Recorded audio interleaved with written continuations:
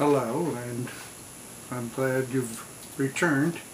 And I wanted to take the liberty of providing a little background for today's section on contemporary China by giving a personal story and then explaining some of the background for the person who's going to take us through the next step of our journey. This person's an extraordinary Chinese entrepreneur who is active today and has the great attribute that he speaks English nearly flawlessly because he was an English teacher before he became an entrepreneur. But my story begins long before that, in the 1950s, when I was a student at Princeton. One of my classmates was a fellow named Gordy Wu, and Gordy came to us from Hong Kong, and he was one of us. How else can you describe college experiences? But Gordon went back to Hong Kong and started a business called Hopewell Holdings to engineer large projects. And as he contemplated the economic future of Hong Kong, he realized that the takeover of Hong Kong by the Chinese, which was scheduled to take place in 1999, would have a tremendous impact on Hong Kong if Hong Kong was wealthy and the neighboring province was poor. So he and a number of his fellow Hong Kong business leaders, I believe there were 7 of them in all, met regularly with the leadership in Beijing and eventually were able to persuade the leadership to allow the development of projects in China using Western financial methods.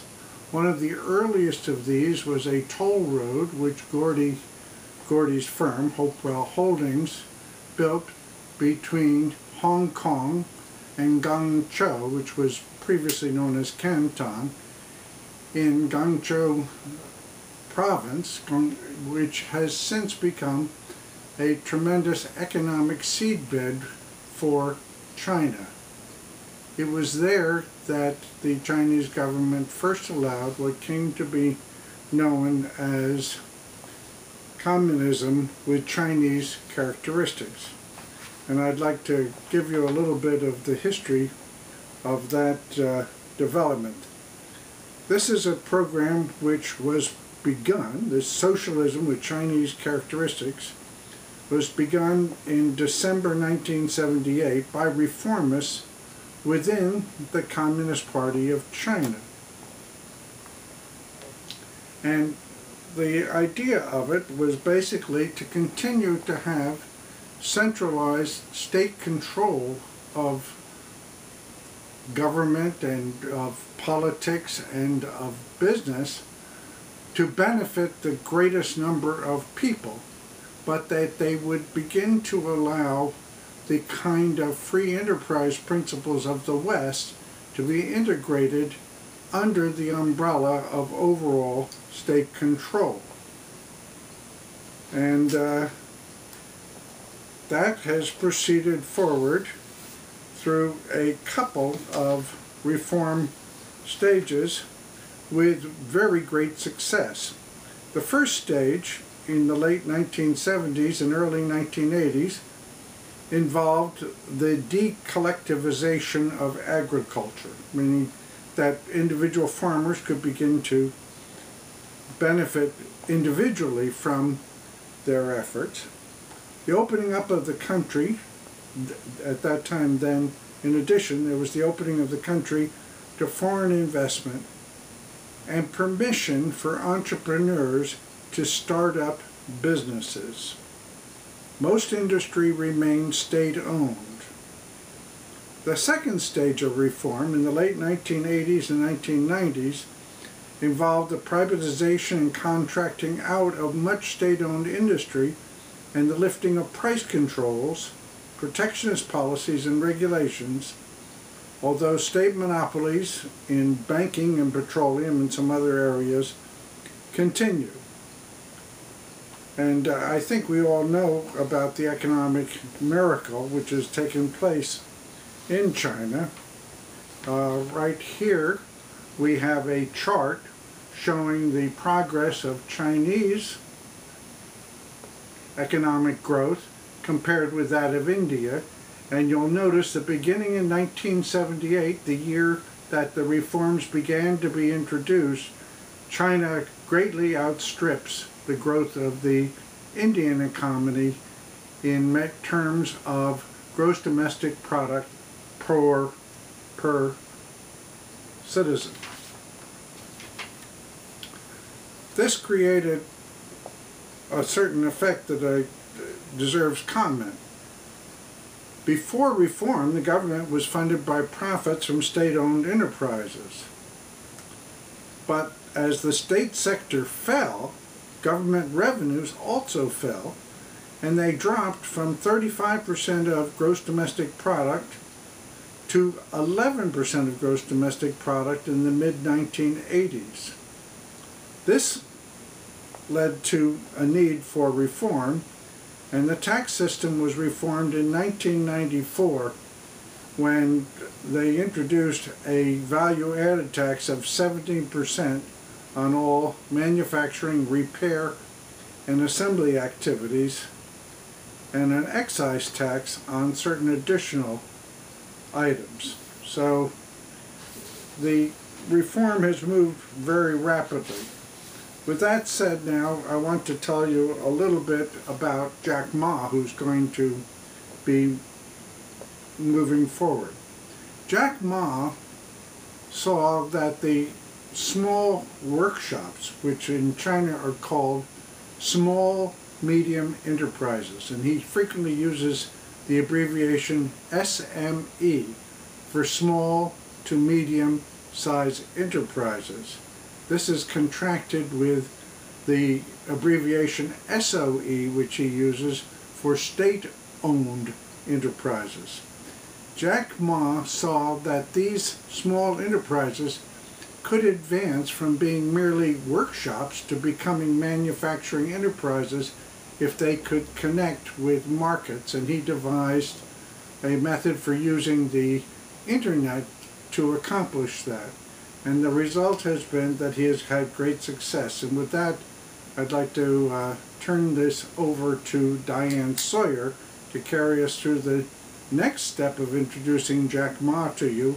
And then I'm going to let Jack Ma speak for himself, and he'll be with us certainly for the rest of today's program, but probably into the next week's program for the contemporary China half of the program. Now from Shanghai. And just this weekend, the president had something more to say about America's competition with China. America doesn't play for second place. The future we're fighting for isn't as the world's largest importer, consuming products made elsewhere, but as the world's largest manufacturer of ideas and goods sold around the world. And yet, as of tonight, China already has more billionaires than any other country on earth, including America. One of them, a man named Jack Ma, head of a vibrant internet group called Alibaba. And today we sat down with him, and he told us he thinks the real competition is for who believes the most in the American dream. You're looking at the man sitting astride an internet universe, the #1 e-commerce company in China. And Jack Ma says it's all because of what he learned in America. Americans look up and see what seems to be China streaking ahead. Is America going to get left behind? No, I don't think so. I think the American, what you see here is the China dreams, is a part of the American dreams. This is the dream motivated us, most of the world. And what do you see when you look at the United States now? I think too much democratic may not be a good thing. But if you listen to debate, people love to debate. What do you do when you have, in your words, too much democracy? Obama said, yes, we can, but he did not let people know how we can. But when I go in there, they're building up a road, and they discuss for 2 years or 3 years without deciding what they're going to do. But China, well, let's make it happen. Today, he has almost 22,000 employees. It's like a zoo. 15 years ago, he was a teacher who traveled to Seattle and brought word back there was something called the Internet. No one here believed him. It took me 2 to 3 hours to try to convince the company registry officer there is something called Internet. And they did not let me to register because they say, well, there's no such a word on a dictionary. So you are telling a lie. So. And now, in his words, eBay and Amazon are like sharks in the ocean, but he's the crocodile in the Yangtze. Even though it's tough to navigate the Internet in China. What about censorship, though? It's unfathomable and insupportable to Americans that there is the kind of censorship you type in Tiananmen Square and you get this site not available here. The lack of information, the government censoring ideas? Well, from my point of view, I do not speak for the politician. I do not speak for I speak as a business people. China the internet has the censorship, maybe 5, maybe 6 or 7%, but 90% is good. Make good use of that and influence people, improve the society. You think ultimately that there will be a political change because of the economic change? It is changing. If I talk to you like this 10 years ago, 20 years ago, I would be scared. I mean, 20 years ago, I was probably in the prison. Now we can talk. I do not want to make the government happy, but I don't want to make them unhappy. I did not give up. I could give up 100 times, but I did not give up. I say, well, the job I'm doing is helping millions. I was the benefit. Paint a portrait for me of the world 2020. I think American, still number one. 2050? That's hard to say. Be number one is the result. It's not the goal. It's the mission that leads us. So, what's the mission for the nation, for the USA? What's the mission for China? What's the mission for Alibaba? Always think about the mission. And the mission drives you. It's not the number one drives you.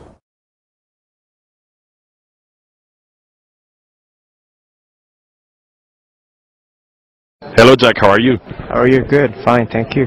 So, Jack, you're leading the number one internet company in China, right? Alibaba? We are one of the leading e-commerce company in China, but on the the internet, we're still a very small company.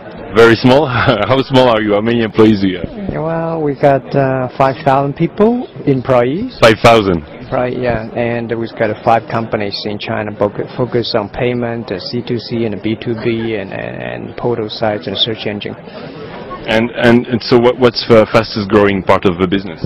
Our C2C auction site is growing very fast, more than 70% market share, and our B2B is also growing pretty fast, and 80% market share in China,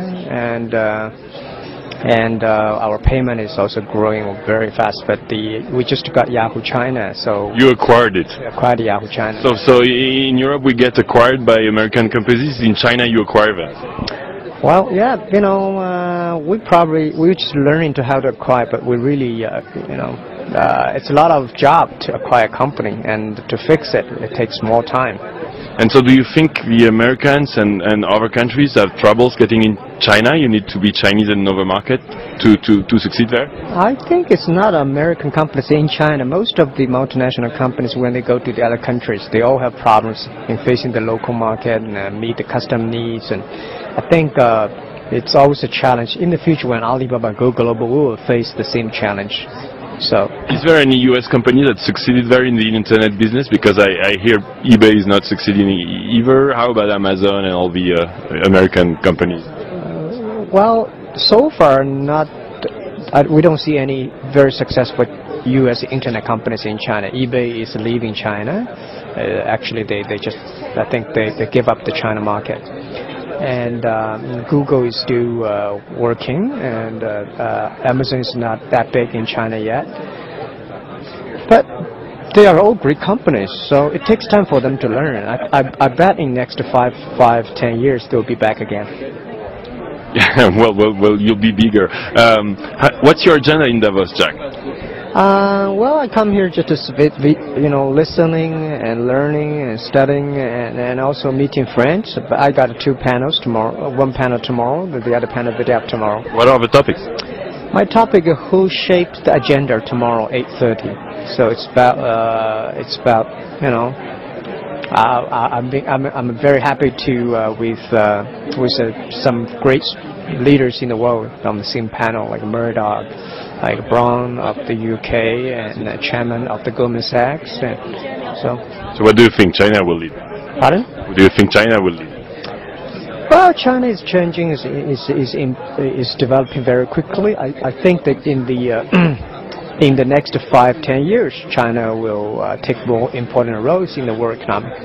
So how do you see in globalization, especially in Europe, we are terrified by the growth of China and the fact that jobs disappeared there. How do you see that? Do you see the world is just getting flat and China is getting, you know, is it eating the plate of Western Europe, or is it just, you know, I mean, how do you see it compared to Europe, for example? Well, I think Europe is well developed and advanced, and I personally have a great confidence in European development. And China is only a prime stage; it's just a start to develop. But I always believe if China can solve its problems on economic growth and politics and all the things, China will do more contributions to the world. I don't see that China is going to eat up the Europe. China and Europe should probably have a good partnership. How about environment? It's also quoted quite often that China doesn't pay too much attention with all the factories being created every day, right? Yeah, that's why we as entrepreneurs we are trying to promote and try to let people know about that. China, in the past 20 years, is a reforming, developing time. So many problems will appear. And it's just like maybe 60 or 80 years ago Europe, maybe like 40 years ago Japan. But luckily the whole world is paying attention to the pollution and pay attention to global warming. So I think China will catch up pretty soon. How do you see the censorship back to the internet issue? The fact that if you are a foreign company, you need to have 50% ownership by a Chinese company or person, right? And also the fact that it's still a lot of filtering on the internet, on Wikipedia and on Google. Yeah, maybe to the Western ideas, that's a big problem. But to Chinese people, we don't think it's a big problem because we get used to that, and then we think it's much better than before. So why don't you see it as a problem? You think it's right that people are not able to see everything or read everything? I think so, because we are a country of more than 5,000 years history, and the people, it's sort of under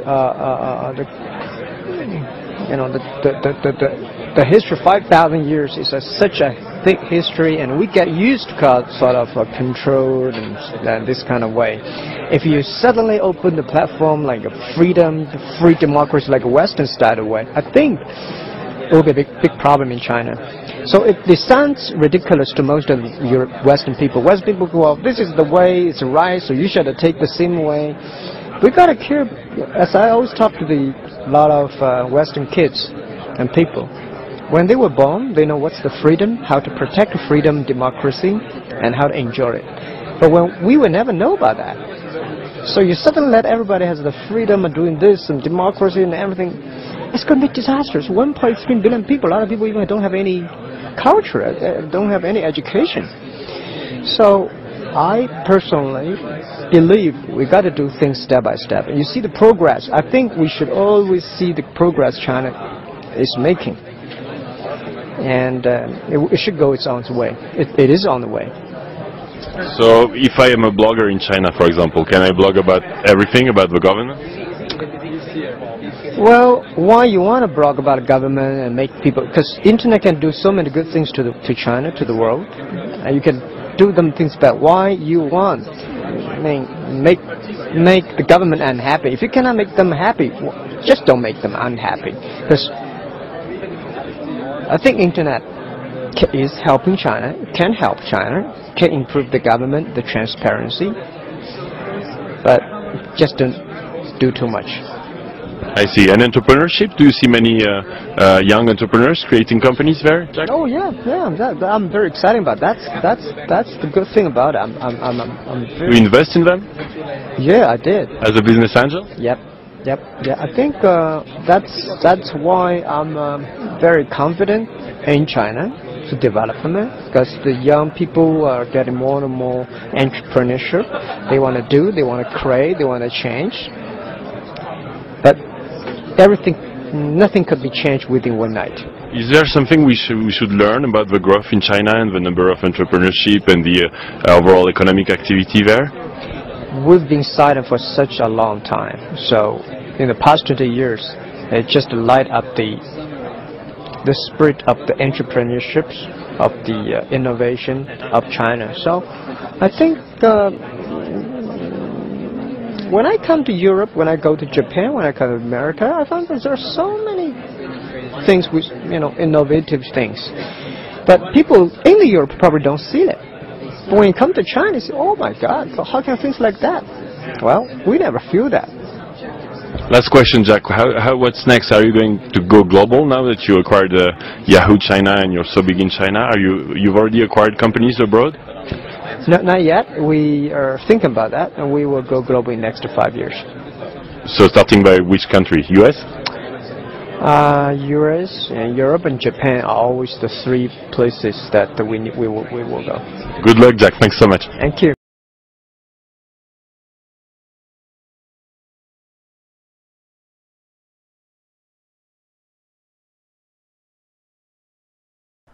To China now, the Lunar New Year draws closer by the day, but there is some bad news for those heading home. China's weather authority says the central and the southern part of the country will see rainfall and even snow starting Wednesday right up until New Year's Eve. Traffic on the road and domestic flights are expected to be affected by the bad weather. Weather forecasters suggest that traffic authorities at all levels take precautionary measures and be well prepared. Travelers are also advised to be more careful on the road. There have been some accidents, including a pileup in East China's Anhui province, killing 7. Tens of millions of people have started their journey back home in China. For many migrant workers, this is the only time for a family reunion they will have all year. Now let's go to Chongqing municipality in southwest China for a story of a couple of migrant workers. Luo Jun and Zheng Yingxiu just arrived in Chongqing train station after a 40-hour train ride from Jiaxing in Zhejiang province, where they worked the past year. They say they queued for days to get the one-way train tickets. I am happy to get back any cost. Every time I call my kids, I cried. They always ask me, when will we come back home? I cry when I hear their voice and can't finish the phone call. And 40-hour train ride is not all that's required for them. They will need an additional 6-hour bus ride to get back home to Guang'an, Sichuan province. Zheng Yingxiu says they only save 10,000 yuan per year, but this has not stopped her from buying gifts for her family. I bought 7 soft-shell turtles, 2 for my family and 5 for my relatives. My mother-in-law has been taking care of my 2 kids for years. I want to bring her one. Zhejiang has the best soft-shell turtles. And of course, there is something for her kids. I bought them some clothes. My daughter will be 6 next year, and my son will be 5. My husband has not seen them for 4 years. Her husband Luo Jun started to talk about their plans for the future. He says they decided not to go back to Jiaxing anymore.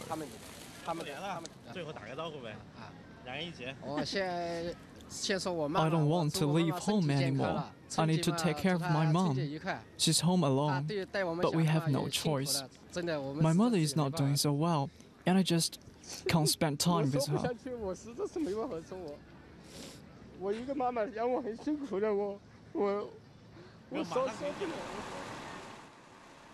At last, they're back home. Like many migrant workers in China, this is the best time of the year. Li Kefu, CCTV. That's it for this news update. I'm Pan Dong in Beijing. Bye for now.